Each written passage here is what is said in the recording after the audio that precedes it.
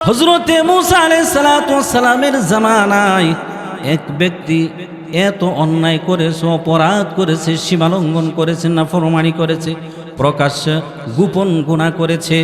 আল্লাহ তাআলা মূসা আলাইহিস সালাতু ওয়াস সালামকে ডেকে বললেন, পয়গম্বর, আমার নবী পয়গম্বর মূসা, অমুক এলাকায় এক ব্যক্তি আছে, তার নাফরমানি এত সীমালঙ্ঘন, এত সীমা অতিরিক্ত হয়েছে, তুমি তাকে গিয়ে এলাকার থেকে বের করে দাও। অন্যথায় তার গুনার কারণে, তার অপরাধের কারণে, তার সীমালঙ্ঘনের কারণে, তার নাফরমানির কারণে কিন্তু ওই এলাকার সবার উপর আমি আযাব দিয়ে দিব। নাউজুবিল্লাহ বলেন। তাহলে দুনিয়াতে গুনাহগারদের গুনার কারণে আযাব এবং গজব আসে, কথা কোন ঠিক না বেঠিক? এই যে কিছুদিন পূর্বে ভূমিকম্প হয়েছিল, টের পাইছেন কিনা? আমি বলবো ভূমিকম্প হয়েছে সুদখোরের বাচ্চা সুদ নেওয়ার কারণে, কথা কোন ঠিক না বেঠিক? ঘুষখোরের বাচ্চা ঘুষ নেওয়ার কারণে ভূমিকম্প হয়েছে, কথা বলেন ঠিক না বেঠিক? জিনাখোর জিনা করার কারণে দুনিয়াতে বাংলার জমিনে এরকম ভূমিকম্প হয়েছে। মিথ্যুক মিথ্যা বলার কারণে, এরকম পাপাচার পাপের জগতে থাকার কারণে এই ভূমিকম্প হয়েছে। আল্লাহ রাব্বুল আলামিন বলেছেন, এগুলো মাঝে মধ্যে আমি দেই, লিউযিকাহুম বা'দাল্লাযী আমিলু লাআল্লাহুম ইয়ারজিউন।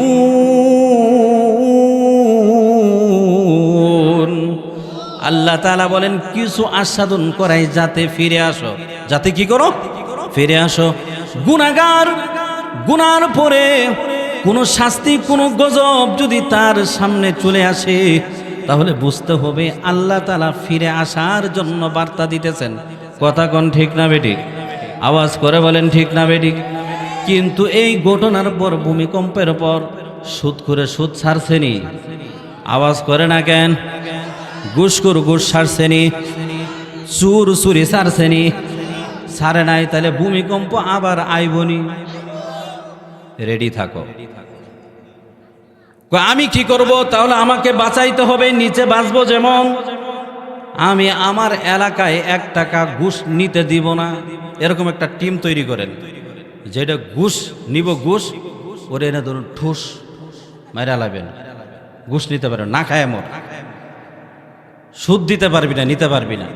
একটা টিম তৈরি করেন, নিজে সুদ দিব না, নিব না, এলাকার কাউকে গুনার সাথে আমি জড়িত হতে দিব না। কারণ সুদ যে নিতেছে এটা তার জন্য ক্ষতি, যার থেকে নিতেছে তারও ক্ষতি। কথা কোন ঠিক না বেঠিক?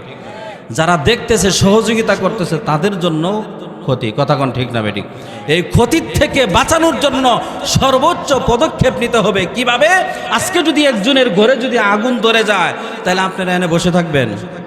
এখানে এক ঘরে আগুন লাগছে, এনে ওয়াজ করবো আমরা? কম ভাইয়েরা যায় না, ওটা জ্বলতে থাক, কমু সব কিছু ফালাই দিয়া ওটা নিবানোর চেষ্টা করবো। কথা কোন ঠিক না বেঠিক?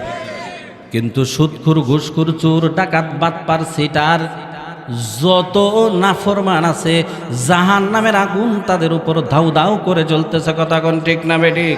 এই জাহান্নামের আগুন থেকে তার বাঁচার ইচ্ছা নাই। কিন্তু আমি ইমানদারের পরিচয় দিতে হলে তাকে জাহান্নামের আগুন থেকে বাঁচানোর প্রয়োজন আছে না নাই? আরো জোরে বলেন, আছে না নাই? আল্লাহ রাব্বুল আলামিন বলেছেন, ইয়া আইয়ুহাল্লাযীনা আমানু কু আনফুসাকুম ওয়া আহলিকুম নারা। তোমরা নিজেরা বাঁচো এবং তোমার পরিবার পরিজনদেরকেও বাঁচাও। কোথায় থেকে? জাহান্নামের আগুন থেকে। এই জন্য গুনাহ নিজে করব না, বলেন গুনাহ নিজে করব না, অন্যকে করতে দিব না, বলেন অন্যকে করতে দিব না। গুনাহ নিজে করব না, অন্যকে করতে দিব না। কারণ গুনার কারণে সে একাই বিপদে পড়ে না, আপনি আমি ভালো হইলো বিপদ আপনার আমার উপর আসবে কি আসবে না? আমার ভাইরা বন্ধুরা, পয়গম্বর মূসা আলাইহিস সালাতু ওয়াস সালামকে আল্লাহ তাআলা বললেন, অমুক লোককে খেদাও। মনে আসেনি কথা?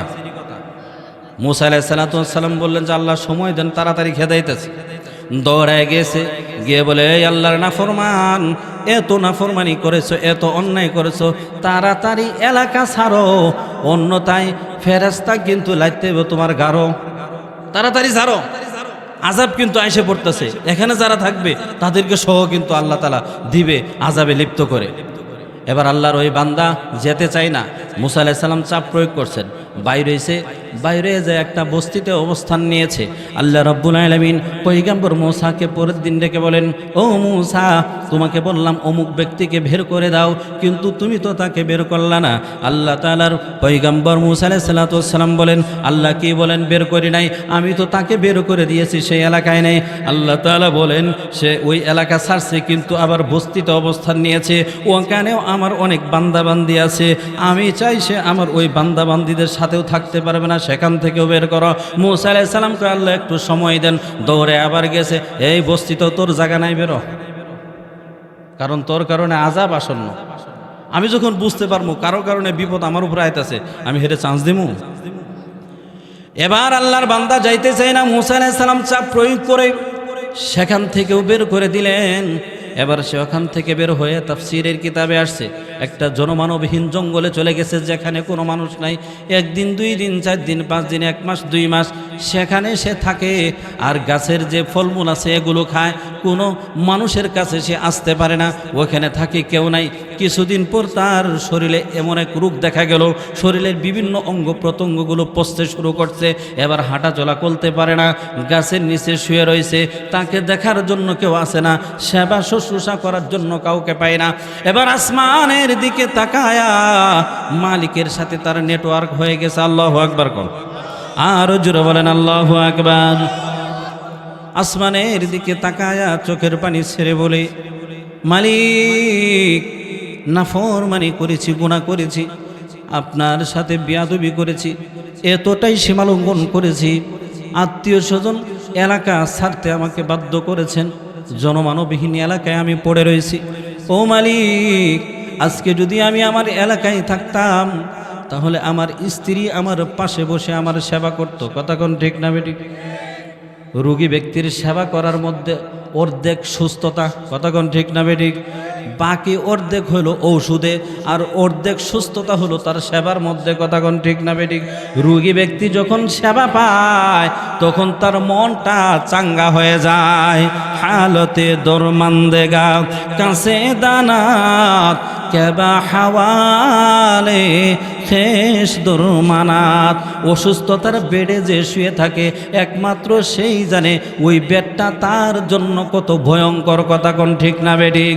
ততক্ষণ পর্যন্ত অসুস্থের অবস্থা বোঝা যায় না, যতক্ষণ পর্যন্ত ওই বেডটাতে যতক্ষণ পর্যন্ত নিজে নাশ হয়, কথা কোন ঠিক না বেঠিক? অসুস্থ না হইলে সুস্থতার কদর বোঝা যায় না, কথা কোন ঠিক না বেঠিক?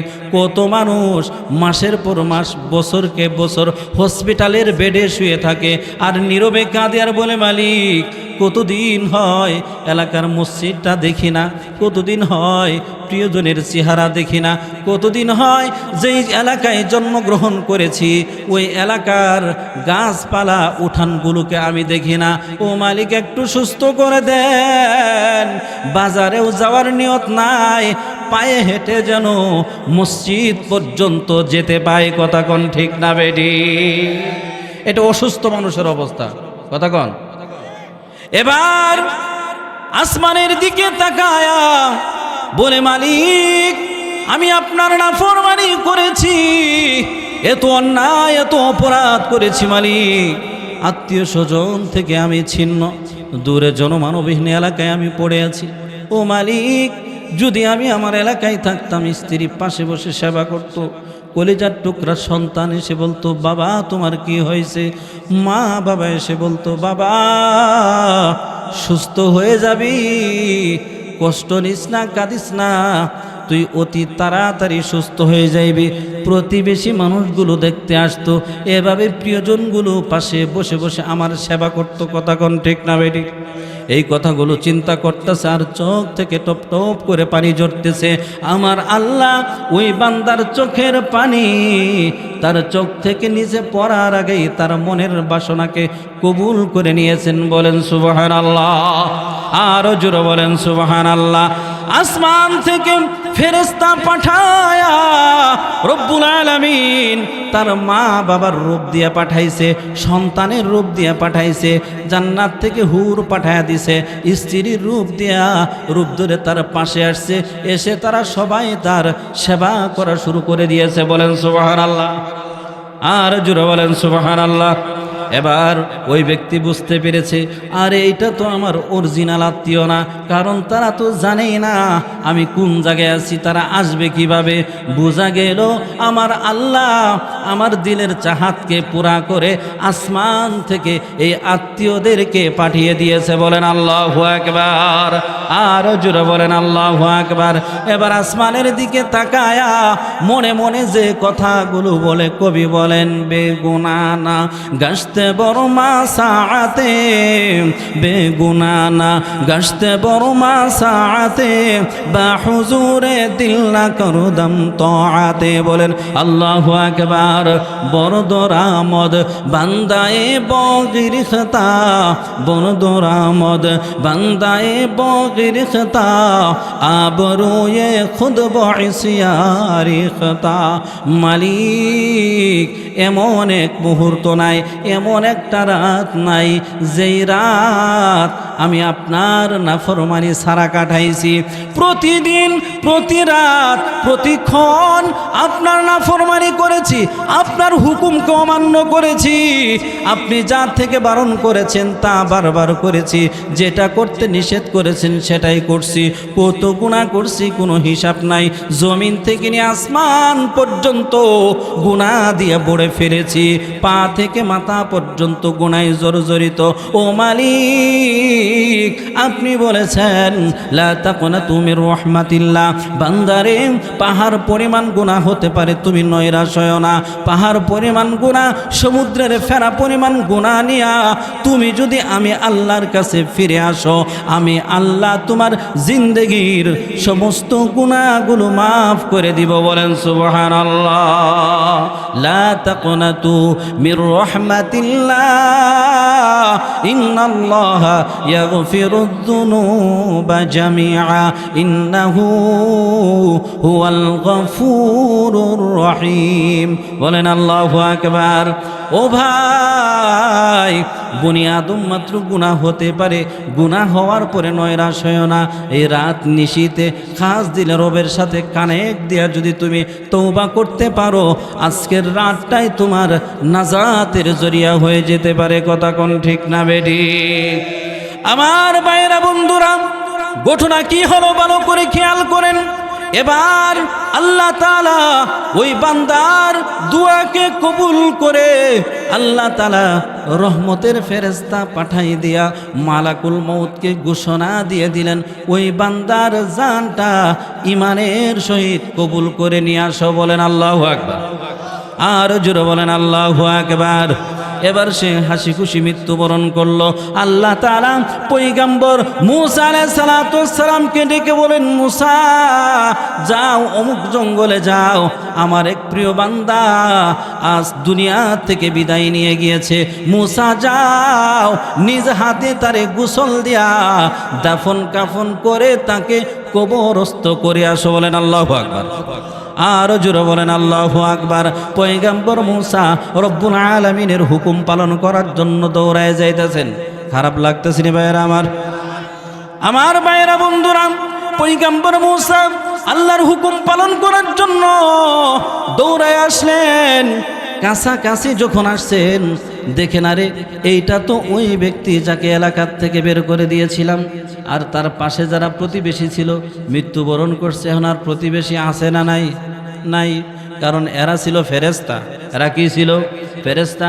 মূসা দেখে একটা লাশ জনমানবহীন অঞ্চলে পড়ে আছে, এই জঙ্গলের মধ্যে একজন মানুষ মরে পড়ে আছে। এবার যখন কাছাকাছি আসলেন, তার কাছে মনে হলো এইটা তো ওই লোক যাকে আল্লাহ তাআলা নাফরমান বলে বের করে দিতে বলেছিলেন। কথা কোন ঠিক না বেঠিক? মনের মধ্যে একটা ঝাঁকি দিয়ে উঠলো শরীরে, আরে এটা কি ওই লোক নাকি? তিনি ভাবলেন আরে আমার ভুল হতে পারে, আরো কাছে গিয়ে দেখি। আরো কাছে এসে দেখে আরো তো এটা ওই ব্যক্তি যাকে আল্লাহ তাআলা নাফরমান বলে বের করে দিয়েছিলেন। পয়গম্বর মূসা আসমানের দিকে তাকায়া বলেন, মালিক আল্লাহ, আপনার কুদরতি লীলা খেলা কিছুই তো বুঝলাম না, কিছুদিন আগে যেই মানুষটারে নাফরমান বলে আখ্যায়িত করলেন, এলাকার থেকে বের করে দিতে বললেন, সেখান থেকে বের করে দিলাম, বস্তিতে অবস্থান নিল। আপনি বললেন সেখানেও থাকতে পারবে না, বস্তির থেকেও বের করে দিলাম। নিরুপায় হয়ে মানুষটা জঙ্গলের মধ্যে অবস্থান নিল। আপনি বললেন তার মতো নাফরমান নাই। এখন আবার আপনি আমারে ডাক দিয়া বলেন, জমিনে আমার এক প্রিয় বান্দা মরে আছে, মুসা তারে গোসল দিয়া দাফন কাপন দিয়া কবরস্থ করো। আপনার কুদরতি লীলা খেলা কিছুই তো বুঝলাম না। আমার আল্লাহ ডাক দিয়া বলেন, পয়গাম্বর মুসা, কিছুদিন আগে তোমাকে বলেছিলাম ওই ব্যক্তি জমিনের মধ্যে সবচাইতে নাফরমান ছিল। কথা আমার ঠিক, কারণ তার মতো গুনাহগার, এত বড় নাফরমান জমিনে আর কেউ নাই। কিন্তু এখন আমার প্রিয় বান্দা কেন হয়েছে জাননি? একটা কারণে নয়, তিনটি কারণে আমার এই বান্দা আজকে আমার কাছে প্রিয় বলে বিবেচিত হয়েছে। বলেন আল্লাহু আকবার। আর জোরে বলেন আল্লাহু আকবার। এক নাম্বার কারণ হলো মুসা যখন সে তার ঘর থেকে বের হয়ে গেছে, প্রতিবেশী আত্মীয় স্বজনদের সাথে সম্পর্ক ছিন্ন করে যখন জঙ্গলে চলে আসছে, তখন সে মুসাফির। তখন সে কি? আওয়াজ করে বলেন কি? যখন কোনো ব্যক্তি মুসাফির হয়ে যায়, তখন দুনিয়ার আত্মীয় স্বজনের সাথে তার সম্পর্ক থাকে না, তার সম্পর্ক রয়ে যায় একমাত্র আমি আল্লাহ তাআলার সাথে। আর ওই অবস্থায় যখন কোনো দোয়া করে, ওই দোয়া কবুল করতে দেরি হয়, আমি আল্লাহ ওই দোয়া বান্দা করতে দেরি হয়, আমি আল্লাহ কবুল করতে দেরি করি না। বলেন সুবহানাল্লাহ। আরো জোরে বলেন সুবহানাল্লাহ। এই জন্য দোয়া করছে, আমি আল্লাহ কবুল করে নিয়েছি। বলেন সুবহানাল্লাহ। আরো জোরে বলেন সুবহানাল্লাহ। দুই নাম্বার হলো মুসা, আমার এই বান্দা অসহায় অবস্থায় ছিল। আমার এই বান্দা ঘর থেকে যখন বের হয়ে গেছে, দুনিয়ার আত্মীয় স্বজনের সাথে তার সম্পর্ক ছিন্ন, দুনিয়ার প্রতিবেশী এদের দরজাগুলো তার জন্য বন্ধ হয়ে গেছে। পৃথিবীর সমস্ত দরজাগুলো যখন বন্ধ হয়ে যায়, তখন একটা দরজা আসমানে খোলা থাকে। সেটা কার দরজা? আওয়াজ করে বলেন কার দরজা? আল্লাহ রাব্বুল আলামিন বলেন, ওয়া ইযা সাআলাকা ইবাদি আন্নি ফাইন্নী করিব উজিবু দাওয়াতাদ দাঈ ইযা দাআন। বান্দা যখনই আমাকে ডাকে, আমি আল্লাহ তার ডাকে তখনই সাড়া দেই। বলেন সুবহানাল্লাহ। পৃথিবীর সমস্ত দরজাগুলো যখন বন্ধ, এমন সময়, এমন সিচুয়েশন, এমন পরিস্থিতি কখনো তৈরি হয়, সন্তান মা বাবার কাছে যে আশ্রয় পায় না, ভাইয়ের কাছে গিয়ে আশ্রয় পায় না, বন্ধু বান্ধব প্রতিবেশীর কাছে আশ্রয় পায় না, সবাই তারে দূর দূর করে তাড়ায় দেয়। কখনো এরকম পরিবেশ তৈরি হয় কি হয় না? এমন সময় মানুষ মনে করে পৃথিবীতে কেউ নাই, এই পৃথিবীতে থেকেও লাভ নাই। কেউ বা নিজের জীবন নিজেই ধ্বংস করে, কেউ বিষ পান করে, কেউ গলায় রশি দেয়। এরকম ঘটনা ঘটে কি ঘটে না? এই যে গত কয়েক বছর আগে বাংলাদেশ চলচ্চিত্র জগতের একজন নায়কের নাম হলো রিয়াজ। কি নাম? তার শ্বশুর কোটি কোটি টাকার মালিক, স্ত্রী আছে, সন্তান আছে, বড় দালান কোঠা আছে, বাড়িঘর আছে, অর্থ সম্পদ আছে। লাইভে চলে আসছে, নিজের জীবন নিজেই ধ্বংস করছে। এর আগে লম্বা একটা বক্তব্য দিছে, বক্তব্যের মধ্যে বলে যে আমার ছবি আছে, স্ত্রী আছে, সন্তান আছে, অর্থ আছে, সম্পদ আছে, কিন্তু আমার কোনো কাজে লাগে না। স্ত্রী সারা বছরে একবারও আমার খবর নেয় না, সে তার মতো মজা করতেছে। সন্তানগুলো আছে, বছরে একবারও আমার খবর নেয় না। এই জীবন আমার রেখে লাভ কি? কাজে আমি আমার নিজের জীবন নিজেই শেষ করে দিলাম। নাউজুবিল্লাহ বলেন। মানুষ তখন মনে করে যে এটাই মনে হয় বাঁচার রাস্তা। কথা বলেন আছে না নাই? কিন্তু এটা কি বাঁচার রাস্তা? আত্মহত্যা করলে কি নাজাত পাইল? যে যেভাবে আত্মহত্যা করবে জাহান্নামে সে সেভাবে উঠবে। কথা কোন ঠিক না বেটি?